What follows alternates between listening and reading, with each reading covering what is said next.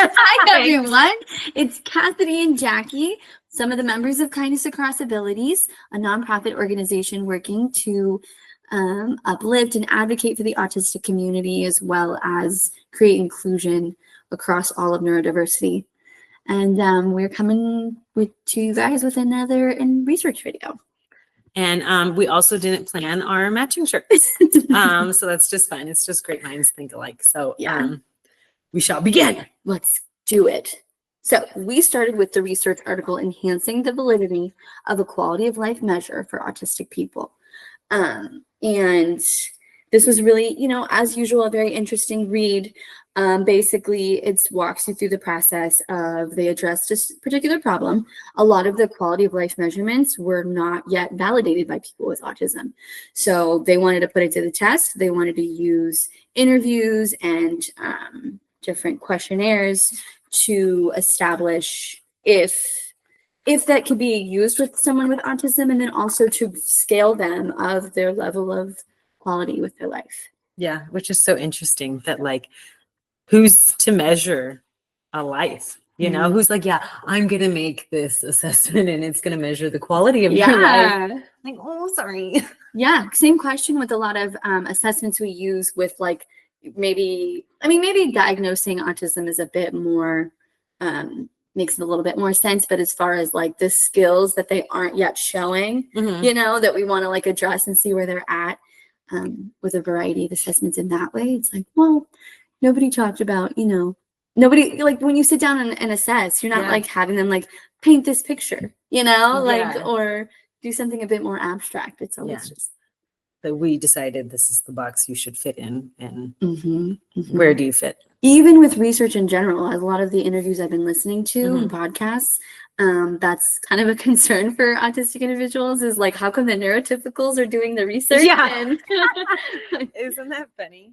No. I guess not funny, but there are more and more people who are coming into the field, like autistic individuals who are getting, their degrees, and I think that they should continue.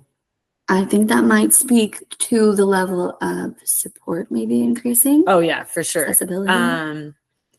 If they can, if they have it, I think it's case by case dependent, because they still have the highest dropout rate and fail rate just due to feeling alone. Right. But those who do have a great support system are doing it. It's definitely not an intellectual concern. Yeah. It's gosh. Again, the limitation of the measurement. Yeah. So some of the questions that they were asking these individuals is, do you have enough support from others to make important decisions? Can you be yourself around your friends and people who know you well? How secure do you feel about your financial situation? Do you have enough support in your life if or when you need it to help you deal with your problems?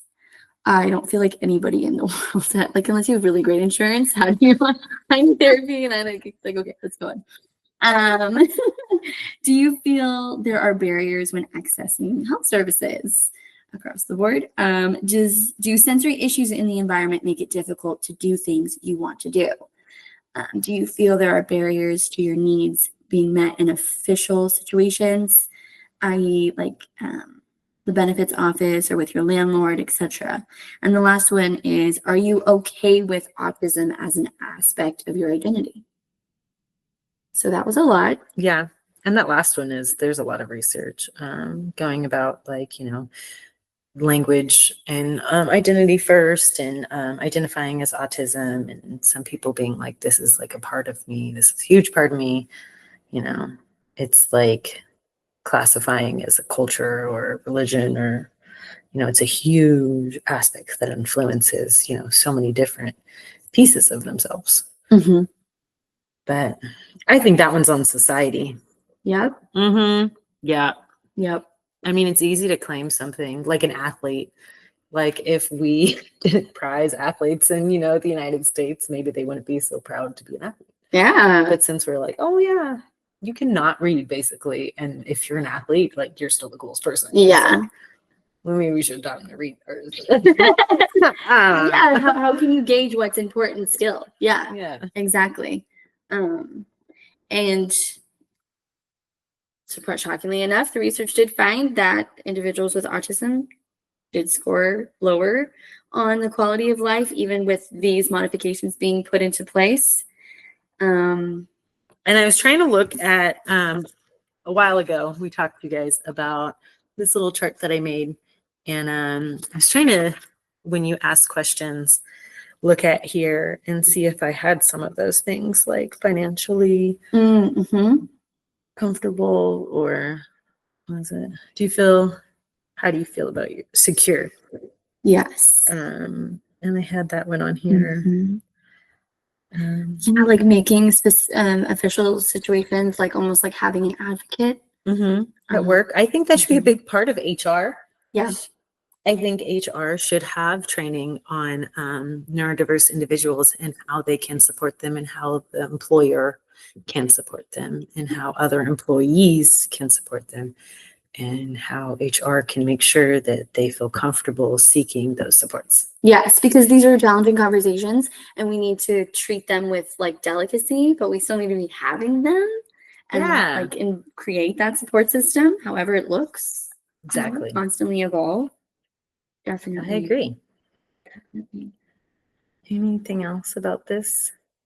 I think this research article, which we can maybe link a description below, have you guys able to read up on this if this is something you're interested in.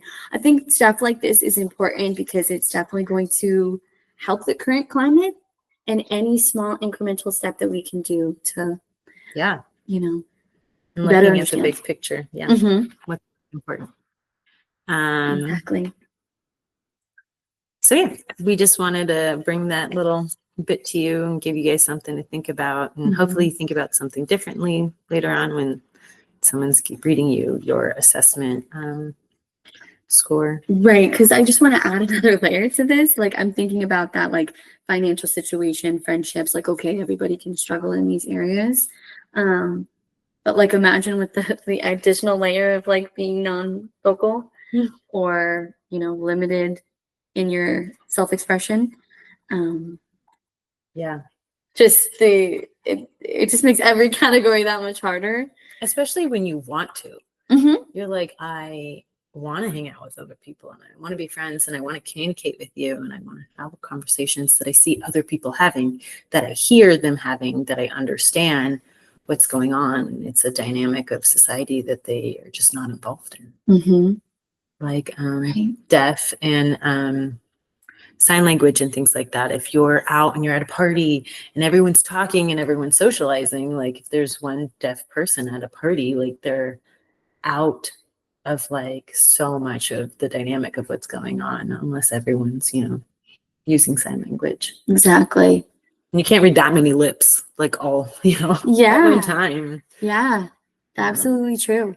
So yeah, I know a big part of these research videos, but also just the nonprofit in general, is just giving everybody an opportunity to like think outside of your norm, and just, even if it's just for the length of this video, put yourself in that perspective, and maybe we can bridge the gap. And I just want everyone to have a, like, you know, I think even for neurotypical people, it's hard out there, like economically, whichever avenue you want to talk about, it's challenging, and we have a long way to go.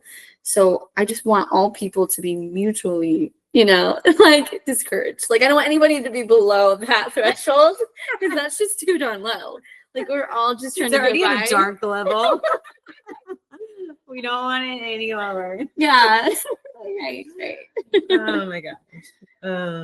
Or yeah, just having a community who understands you. Maybe like having autistic community for themselves that understands that different aspect of, you know, absolutely, their own darkness.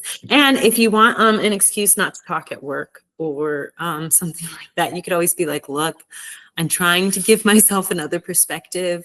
And today at work, I decided that I cannot speak. Actually, for Halloween, I dressed up like a mime, and I did learn some different signs, but then I was like, this is like, I do need to communicate with parents and stuff, and like they don't know the signs necessarily. So I dropped out of character pretty quickly, but just you know, learning just a showing different. yourself. Yeah. Like how Yeah. fast you would have to drop out of character. You know? Exactly. It was instant. It was Yeah. instant that I broke character. Yeah. And if you didn't, how frustrated you would be. And Mhm. I'm sure how irritated everyone else would be with you. Yes. Yeah. Yes. Which would perpetuate like them probably trying to avoid you and Mhm.